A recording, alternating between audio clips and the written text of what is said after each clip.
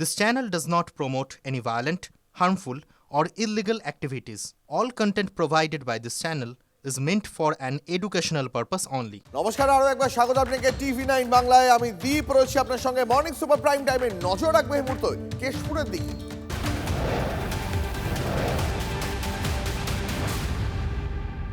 আবার উত্তপ্ত কেশপুর। বিজেপি কর্মীদের ওপর হামলার অভিযোগ তৃণমূলের বিরুদ্ধে। কেশপুর ব্লকের ৭ নম্বর অঞ্চলের রামাকাটা এলাকায় অভ্যন্তরীণ বৈঠকে ডাক দেয় বিজেপি। বৈঠক শেষের পর বিজেপি কর্মীরা বেরোতেই তাদের উপরে বাঁশ লাঠি দিয়ে হামলার অভিযোগ।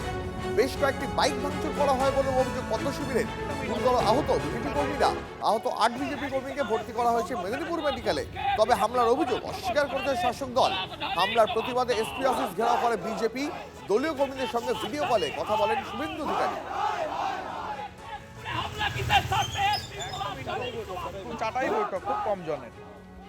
তুমি কি হচ্ছে আমি প্রোগ্রাম দিব, ওখানেই আমি ইনডোর মিটিং করতে যাবো। যখন হামলা করে কেউ ভিডিও করেছে? শ্যামল পাল, অঞ্চল সভাপতি শ্যামল পালের নেতৃত্বে এসব হয়েছে এবং ওখানকার ব্লক সভাপতি অঞ্চল সভাপতি শ্যামল পাল আর হচ্ছে শুভঙ্কর পাল, সোয়ান দরই, দাদা অনেকের ফোন ছাড়িয়ে নিয়েছিল, এমনকি আমাদের 2-3 জন কর্মী ফোন ছাড়িয়ে রেখে দিয়েছে। এই তো পুরো ভেঙে ভাঙচুর করে দিতে একদম। ঠিক আছে, যার যা ক্ষয়ক্ষতি হয়েছে তালিকা করো, তন্ময় দেখে দেওয়া যাবে। এইখানে সবাই লুকিয়ে আছে, ওকে বেরাতেও দেবো না, ঢুকতেও দেবো না। সবাইকে বসো। কোথায় লুকিয়ে আছে? যতক্ষণ কেন সুরক্ষা দিবে না? অ্যাডিশনাল এসপি সৌতম ব্যানার্জি দেখুন এখানে 2016 থেকে বন্ধ করে আজকে কেশপুরে আমাদের ছেলেদের মারা হয়েছে, হাত ভাঙা হয়েছে, মাথা ভাঙা হয়েছে। একজন কোতোয়ালি থানার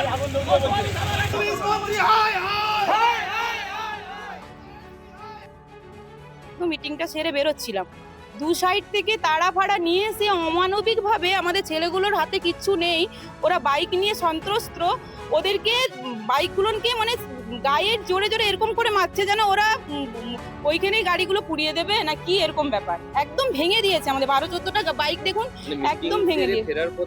ফেরার পথে, হ্যাঁ হ্যাঁ হ্যাঁ।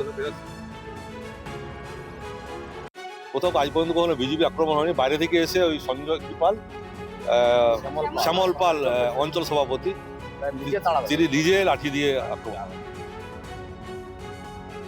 ওরা জঙ্গলে ফিস্ট করছিল, পিকনিক, সেই অবস্থায় নিজেদের মধ্যে গন্ডগোল, মারপিট, আর কিছু মেয়েকে টন্টিটকারি করছিল মদ খেয়ে।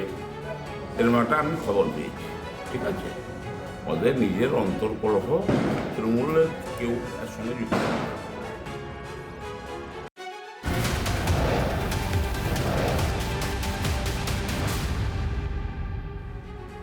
আর এই মুহূর্তে আরো একটা খবরে নজর রাখবো। পিসিআরকে বলবো এই মুহূর্তে কাকুলিয়া সংক্রান্ত খবর বিগওয়ালে দিতে।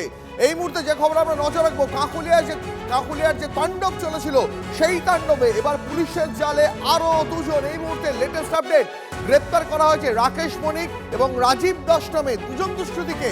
আমাদের প্রতিনিধি সুশোভন রয়েছেন। সুশোভন, এই 2 জনকে যে গ্রেপ্তার করা হলো, বুঝলাম গ্রেপ্তারির সংখ্যা তো বাড়লো, কিন্তু মূল অভিযুক্ত যে সোনা পাপ্পু, তার এখনো হদিশ কেন পুলিশ পাচ্ছে না? ওদিকে সোনা পাপ্পু তো ফেসবুক লাইভ করছে। এই ঘটনায় মূলত সব মিলিয়ে 19 জনকে গ্রেপ্তার করা হলো। একদিকে কেলে এবং সোনু, এই 2 জনকে গতকাল রাত্রিবেলায় গ্রেপ্তার করা হয়েছে। কিন্তু এখন প্রশ্ন হলো যে একেবারে সোনা পাপ্পু, তাকে পুলিশ ধরতে পারছে না, বা প্রশ্ন উঠছে পুলিশ তাকে সন্ধানে পাচ্ছে না। কিন্তু দেখা যাচ্ছে যে সমাজ মাধ্যমে সে লাইভ করছে, এবং অন্যদিকে বাবু সোনা, তার এই সোনা পাপ্পু যে আরেকজন সাগরের, তাকে গ্রেপ্তার করেছে। পুলিশের তরফ থেকে অনুমান করা হচ্ছে যে এই বাবু সোনার সূত্র ধরে সোনা পাপ্পুর খোঁজ মিলবে। যদিও 19 জন গ্রেপ্তার হলো, সোনা পাপ্পু অধরা। অনেক ধন্যবাদ।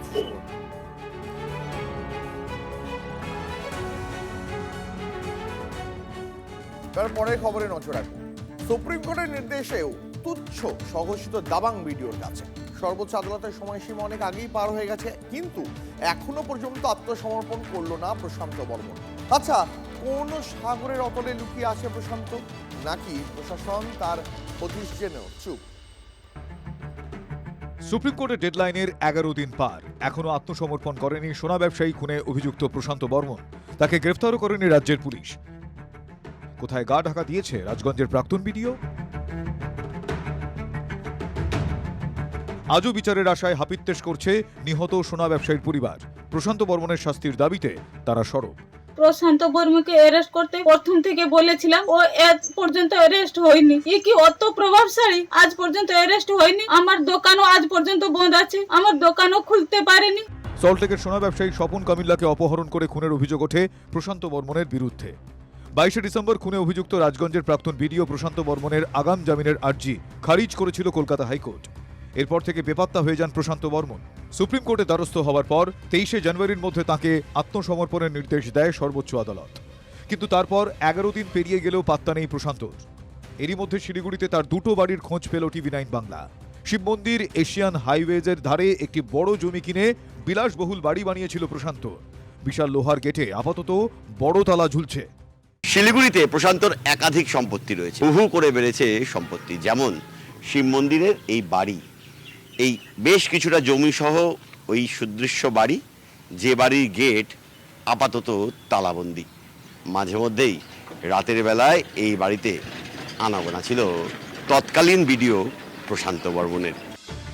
এই বাড়ি থেকে কিছু দূরেই উত্তরবঙ্গ বিশ্ববিদ্যালয়ের 2 নম্বর গেটের উল্টো দিকে আরও একটি বাড়ি রয়েছে প্রশান্তর, কিন্তু সেখানেও তালা ঝুলছে। এবার দেখাবো প্রশান্ত বর্মনের আরও একটি বাড়ি, যেটিও ওই প্রথম বাড়ি থেকে ঢিলচড়া দূরত্বে কিছুটা দূরে শিব মন্দিরেই। এটা সেই বাড়িটা, যে বাড়ির গেটে এখানেও একটা বড় তালা ঝুলছে। এই বেশ কিছুটা জমি নিয়ে ছোট ছোট কিছু ঘর, যে ঘরের ভিতর প্রশান্ত বর্মন থাকতেন। থাকতো তো মাঝে মাঝে না সারা দিন রাত কোনো ঠিক নেই, ফ্যামিলি নিয়ে সব থাকতো। শুধু শিলিগুড়িতেই নয়, আলিপুরদুয়ারের বীরপাড়াতেও বাড়ি রয়েছে প্রশান্ত বর্মনের। বিলাসবহুল বাড়ি, সিসি ক্যামেরায় মোড়া। উনি আসতেন মাঝে মাঝে থাকতেন। উনি যখন এখানটায় কালচিনি ব্লকে ছিলেন আর কি, তখন এখানেই থাকতেন। তারপরে এখান থেকে ওনার যখন রাজগঞ্জ পোস্টিং হয়ে গেল, ওনাকে সবসময় দেখা যেত না, তবে হঠাৎ আসতো, একটু জানতাম আর কি। কিন্তু কার মদতে এতদিন ধরে গা ঢাকা সোনা ব্যবসায়ী খুনে অভিযুক্ত প্রশান্ত বর্মন? পশ্চিমবঙ্গ পুলিশ সব জানে, কিন্তু পশ্চিমবঙ্গ পুলিশ যার ইশারাতে চলেন, তার কাছ থেকে সবুজ সংকেত না পাওয়া পর্যন্ত তাকে গ্রেফতার করবেন না। পশ্চিমবঙ্গের শাসক দল এর পিছনে তাকে বিভিন্নভাবে সমর্থন, তাকে আশ্রয় দিয়ে যাচ্ছে। প্রশান্ত বর্মন একটা প্রশাসনিক বিষয়, কেউ আইনের ঊর্ধ্বে না। প্রশান্ত বর্মন হোক আর যেই হোক।